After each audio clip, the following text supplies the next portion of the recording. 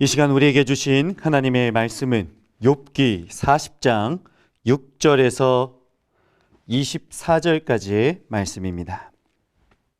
욥기 40장 6절에서 24절까지의 말씀입니다. 제가 봉독하겠습니다.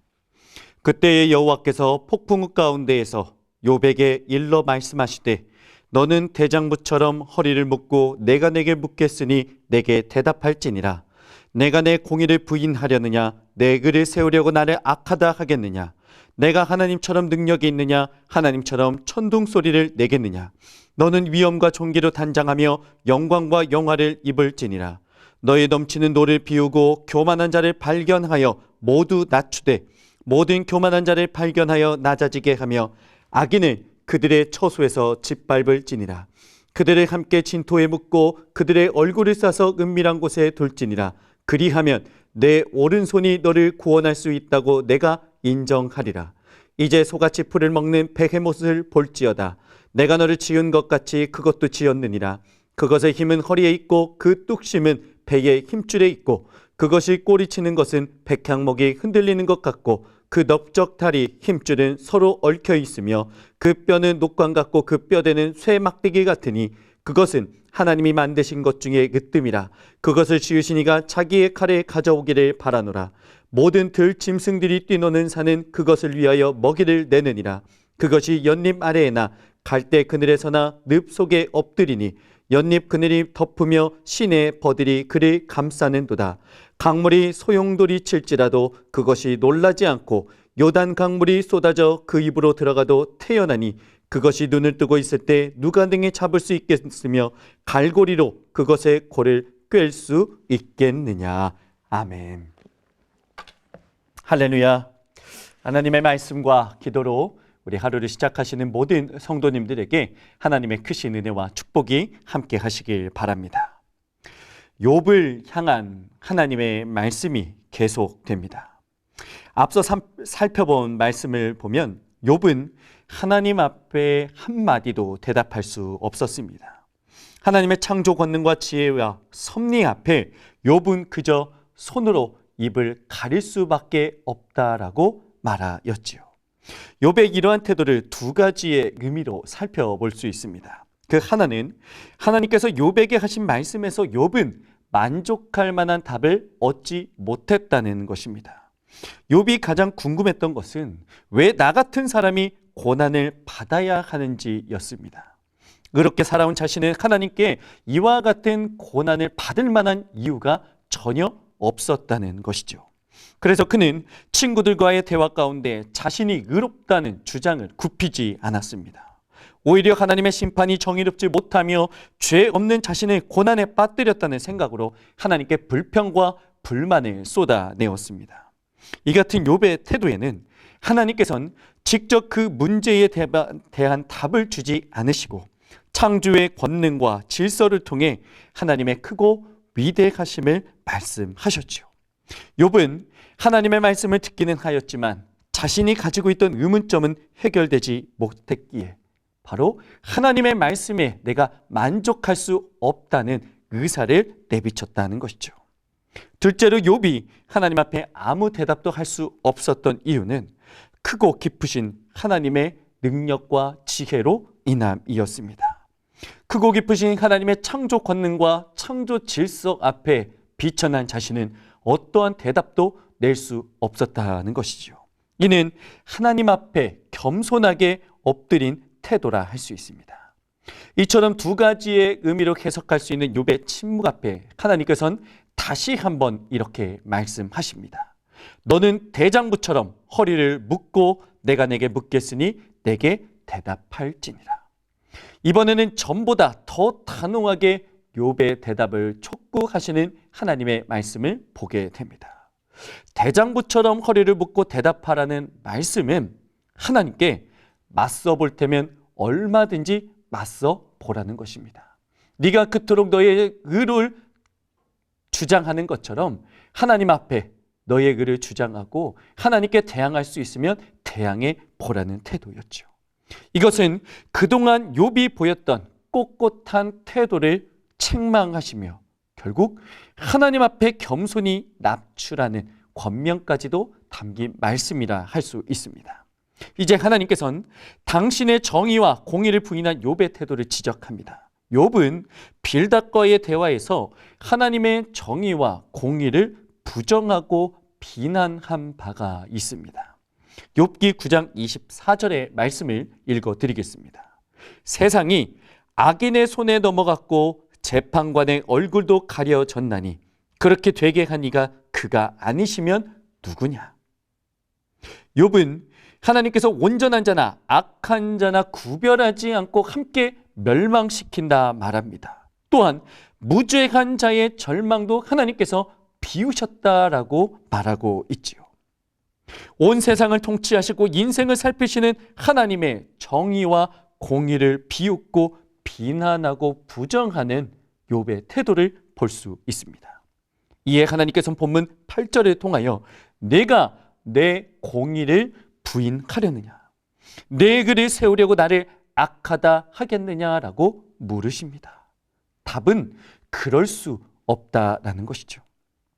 인간은 창조주 하나님의 피조물로서 하나님과 같은 능력은 감히 흉내조차 낼 수 없는 존재입니다. 하나님과 같이 천둥소리를 낼 수 있는 분이 아니라는 것이지요. 혼돈이 가득한 세상에 정의와 공의를 세우기 위해선 악한 세력을 제어할 수 있는 능력이 충만해야 합니다. 정의를 말하고 정의를 실현하기 위해선 세상의 창조 질서와 역사, 경영하는 모든 것을 주관하는 전지전능한 능력이 있어야 한다는 것입니다. 그러나 욥은 그럴 수 없다라는 것입니다. 하나님께서는 욥에게 위엄과 존귀를 단장하고 영광과 영화를 입으라 말합니다. 넘치는 노를 비우고 교만한 자를 발견하여 모두 낮출 수 있으면 낮추고 그들을 낮아지게 할 수 있으면 낮아지게 하라 말씀합니다. 악인을 벌하고 너 스스로를 구원할 수 있으면 구원하라 말씀하지요. 그리하면 하나님께서 욥 너의 의를 인정하겠다는 말씀입니다. 이는 하나님의 정의와 공의를 부인하고 자신의 의를 강조하며 하나님의 의를 악하다 말하는 욥에게 그렇다면 네가 하나님의 위치에 하나님의 자리에 서 보라는 것입니다. 욥은 하나님께서 나열하신 것 중 단 하나도 감당할 수 없는 연약한 존재입니다. 우리 또한 그러하지요. 공의와 정의를 실행함으로 가난한 자, 억압받는 자, 과부와 고아를 돌보시고 이 땅에 진정한 정의를 세울 수 있는 분은 오직 하나님 한 분밖에는 없습니다. 그럼에도 우리는 욥과 같이 때로 하나님의 정의와 공의를 부인하려는 태도를 가질 때가 있습니다. 세상에서 악이 득세하는 것 같고 선한 자들이 억압받고 고난과 고통을 당하는 현실을 보고는 도대체 하나님 어디에 계십니까? 작게는 우리의 삶에도 이렇게 불평불만합니다. 신앙생활 열심히 하고 교회 잘 섬기고 열심히 봉사하고 섬겼는데 세상에서 도덕적으로 법적으로 아무 문제 없이 살았는데 나에게 왜 이런 고난이 찾아오냐는 것입니다. 하나님께서 정의롭고 공의로우시다면 이런 일이 있을 수 없다는 것이죠. 왜 악한 저들은 저리도 잘 먹고 잘 사는데 하나님의 자녀라 하는 우리는 왜 이렇게 힘들게 사느냐는 것입니다.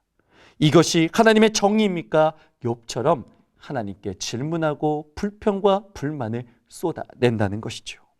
그러나 이러한 모습 앞에 하나님께서 말씀하십니다. 내가 하나님처럼 능력이 있느냐? 하나님처럼 천둥소리를 내겠느냐? 누가 땅에 기초를 놓았으며 해와 달과 별들을 지었느냐? 이 세상을 통치하고 주관하는 자가 누구냐? 누가 너희를 위해 독생자를 아낌없이 내어줄 수 있느냐라고 우리에게 묻고 계십니다. 하나님의 물음 앞에 어느 누구도 자신 있게 답할 수 없습니다.